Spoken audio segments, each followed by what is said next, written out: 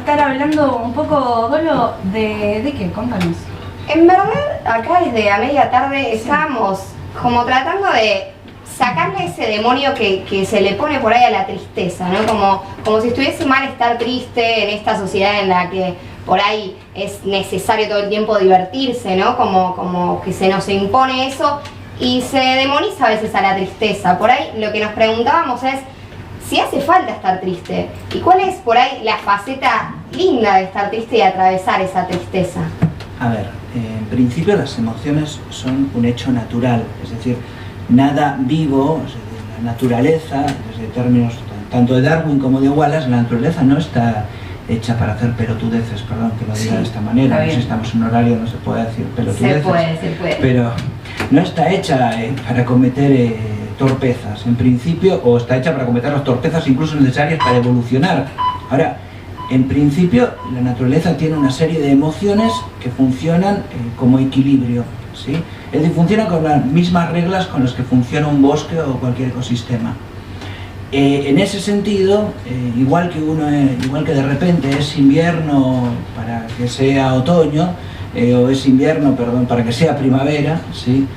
También uno puede ser todo lo feliz que triste se permite estar.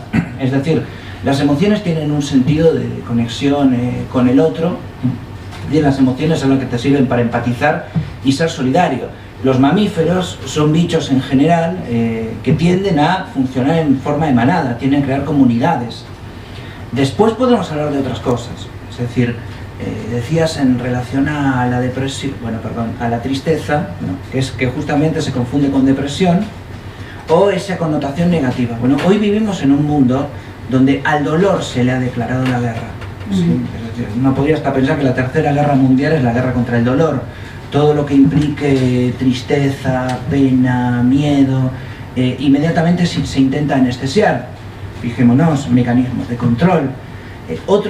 Los montones de mecanismos de control, cámaras por todas partes, vigilancia, Patricia Bullrich. Es decir, tenemos múltiples elementos de control para evitar un miedo.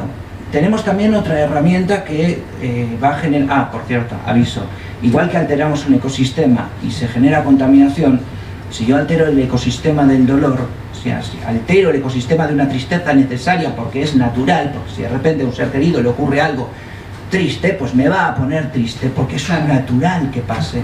Ahora, si eso se interrumpe con mecanismos de control, ejemplo, pues eso, el control, el que cuando algo le duele se pone a ordenar cosas, o jugar a un videojuego, sí, quedas, ¿viste? Cuando llegas a casa pones la tele y quedas así, y intentas tener el control de la tele en la mano. Bueno, el control es un mecanismo anestésico del dolor, y mucha de la industria del entretenimiento, si os fijáis, tiene muchísimos elementos de control. Exacto, sí, los medios de comunicación generalmente se están basando en eso. Bueno, incluso más aún, ¿sí? Volviendo al tema anterior que estabais hablando, me estaba mordiendo la lengua por hablar, está el tema de la bronca. Una emoción que es distinta a todas las demás es el enojo, ¿sí? ¿Por qué? Porque evidentemente los mamíferos, no sé si habéis visto un cachorrito de león, estos documentales que van así, son adorables, ¿viste? Yo me acuerdo uno que era un cachorrito de león con una tarántula gigante, y yo veía al bicho, ¿viste? Todo contento, una tarántula que era un bicho asqueroso que tiraba pelos, o sea, lanzaba pelos envenenados. Sí, en serio hay bichos que hacen eso, aparte de morder, y ahí el leoncito se llevó un golpe y se fue. Pero ¿qué pasa? Que hasta que no aparece la bronca, cuando estás en una situación de conflicto no puedes empatizar. Si te están atacando de la tribu de al lado, era sensato que no te pusieras a pensar, ay, la tribu de al lado también debe tener miedo como yo, le golpeé con una piedra, ahora le duele. No, porque ya te hicieron bolsa, ¿viste? Te caerán a piedrazos. Entonces, lo que termina ocurriendo es que aparece una emoción que tapa todo ese sistema empático. Bueno, hoy hay un uso consciente de eso, de instalación de bronca en la sociedad, que sí lleva a esta epidemia depresiva. Muchos hablan de que la gran epidemia del siglo XXI es la depresión y no saben por qué, Bueno, prende la tele 2 minutos y vas a ver como todos los discursos te dan una narrativa de bronca, ¿sí? Donde además garpa, porque es mucho más fácil, evidentemente, si tú estás haciendo una serie de recortes económicos salvajes y descubres misteriosamente que a partir de la desaparición de Santiago Maldonado y y bueno, de todo el asesinato de Rafael Nahuel y estos asesinatos por la espalda que se repiten una y otra vez, de repente la bronca, ¿sí?, funciona como un anestésico, de la empatía por el otro, de la empatía por el despedido, de la empatía por el propio miedo de uno a ver su sueño de país irse a la mierda, ¿no? Es decir, tiene un sentido no solamente psicológico interno, sino que hoy hay un uso consciente de cosas que sí después generan depresión. Exacto, bueno, muy claro, ¿no? Cuando se explica, realmente es muy importante esto, ¿no? De poder identificar el manejo de los medios de comunicación con las emociones, ¿no? Algo fundamental para todos nosotros. Si nos tocan las emociones, nos tocan todo, ¿no? Y es desde ahí donde se paran los medios de comunicación para poder afligirnos un poco más y que nos sintamos por ahí más tocados desde lo personal. Dolo. Sí, recordarles a los oyentes que estamos acá con Unai Rivas Campo, para los que se acaban de prender o están hace unos minutos. Y la verdad me quedo pensando en esto de la falta de empatía, ¿no? Que tal vez uno a veces, por ejemplo, caso personal, me enojo ante ciertas personas que no pueden empatizar con el dolor del otro. Y entiendo que hoy los medios de comunicación tienen una gran estrategia para que eso no pase. Entonces digo, ¿hasta qué punto lo que yo creía que eran cómplices no empiezan a ser víctimas de eso, de no poder sentir el dolor del otro?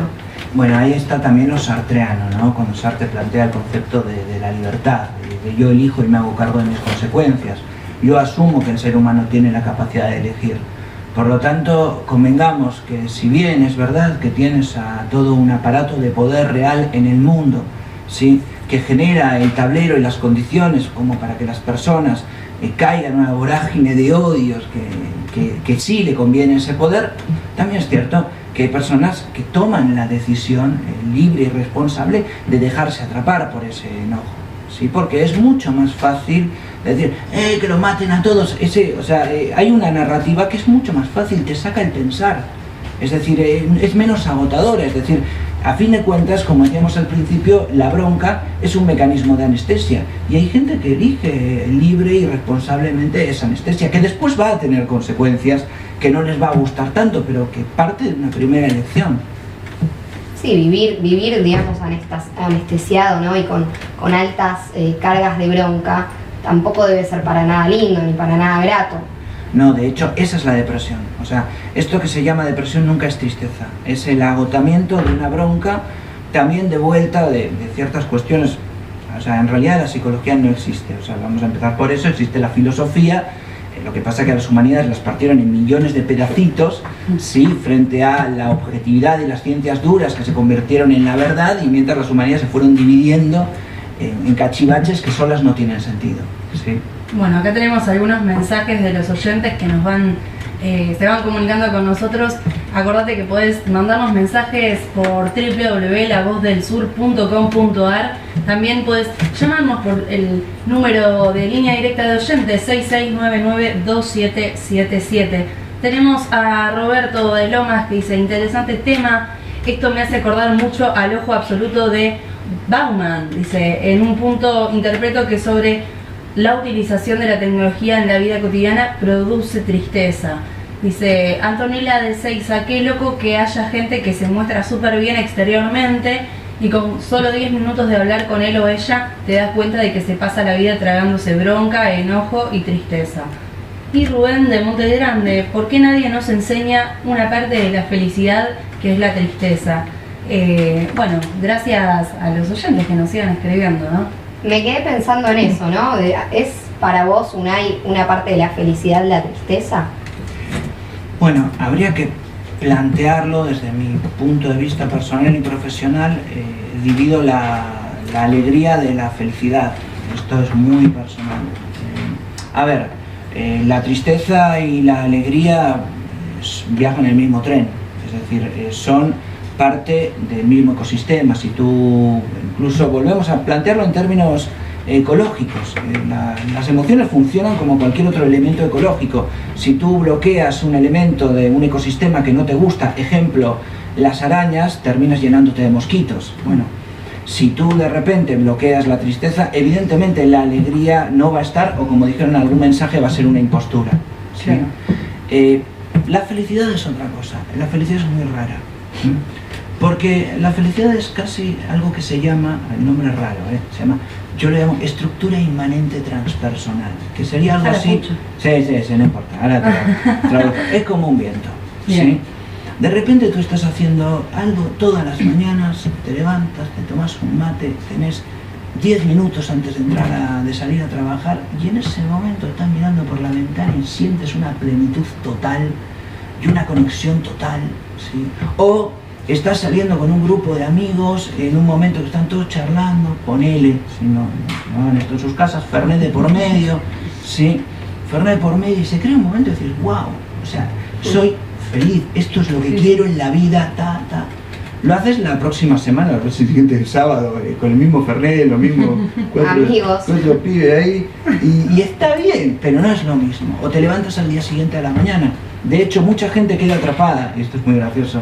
Sí. ¿Viste? No sé, o sea, a vosotras y a vosotros, evidentemente os agarra de antes. Yo me acuerdo de mi secundario hace muchos años, y esa gente que fue feliz en el secundario, y vuelves, no sé, 20 años después a la plaza donde estaban haciendo los chistes pedorros de siempre, y siguen haciendo esos chistes pedorros, y siguen yendo a los 2 o 3 mismos bares, porque fueron muy felices ahí, y de repente no pueden ir más allá, no pueden, siguen como fantasmas yendo una y otra vez a sus 10 minutos de felicidad que recuerdan, intentando a ver si por ahí vuelve a pasar ese viento, y ese viento no pasa por ningún lado en particular.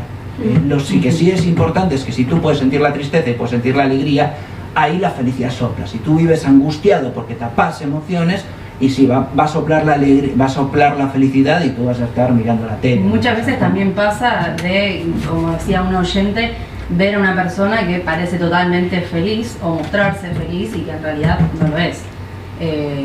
Puede pasar al revés, ¿no? Así como te deprimís y ocultás, claro, bueno, no sé quién es feliz. Hay gente que vota, hay gente que vota a Macri y dice que es pacifista y no anhela la muerte de nadie. O sea, la gente dice lo que sea, mira, todos nos engañamos todo el tiempo, decimos lo que sea posible para que las cosas no nos duelan. Y supongo que lo que marca al final lo más lindo en nosotros es cuando tenemos ese acto de valentía de reconocer algo que no nos gusta tanto. Pero bueno, sí, la gente dice lo que sea. ¿Y qué lugar ocupa el miedo con respecto a la tristeza? ¿Hay como una relación ahí medio simbiótica o no? Bueno, hay una relación de colaboración entre todas las emociones, y además no hay que olvidar, de vuelta, sí que cuando utilizamos el concepto miedo o el concepto tristeza, lo estamos utilizando con los parámetros culturales y el lenguaje que tenemos.